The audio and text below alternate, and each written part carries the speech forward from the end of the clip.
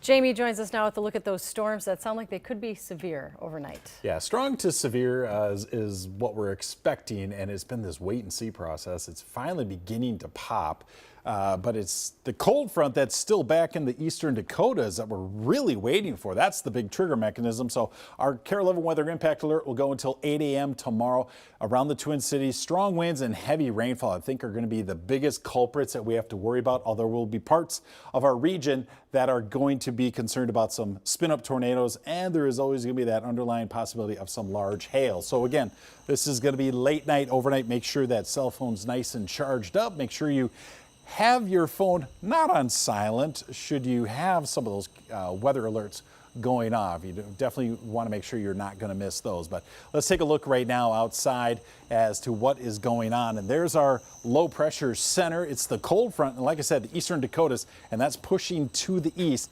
That'll be a stronger mechanism. Right now we have some low level winds that are helping to generate a few thunderstorms out ahead of it. But it's the cold front that is likely to really kick things off later on. That being said, let's go in a little bit closer. And again, you can see coming out of Pope County, moving into western Stearns County, into Todd County, just again, a elongated area of thunderstorms right now. No warning on it up until this very moment here, but some heavy rainfall, some lightning associated with it. And again, the needle in the haystack right now, but as you take a look towards Sauk Center, even Long Prairie, again, just starting to pick up the rainfall through Grove Lake, getting some pretty heavy rain at this time.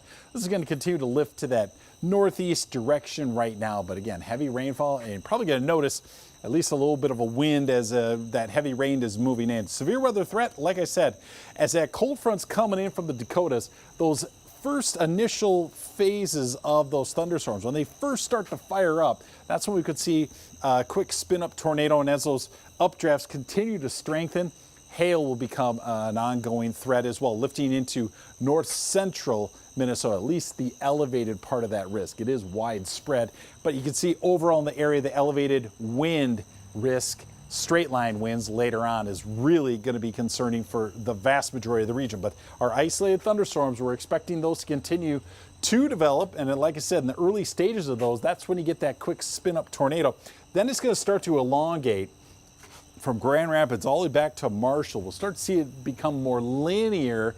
We'll start to see less of the tornado threat and more of the straight line wind threat into the early hours of Saturday. Now expecting it around the Twin Cities, extending towards Duluth, into the Iron Range and the Arrowhead. Also, wind threat continues there into the early hours. By 4 a.m., most of it's cleared out, but southeast Minnesota still lingers with those morning thunderstorms, even some showers around the Twin Cities. But overall, again, looks like much of it sits in southeast Minnesota, parts of western Wisconsin tomorrow morning. The good news is things clear out nicely afterwards. As we take a look at those high temperatures for today, a lot of 80s and even a few low 90s. The good news is for tomorrow, it'll be a little cooler out there, and you'll see temperatures even cooler to southeast Minnesota, where there's still some lingering rain.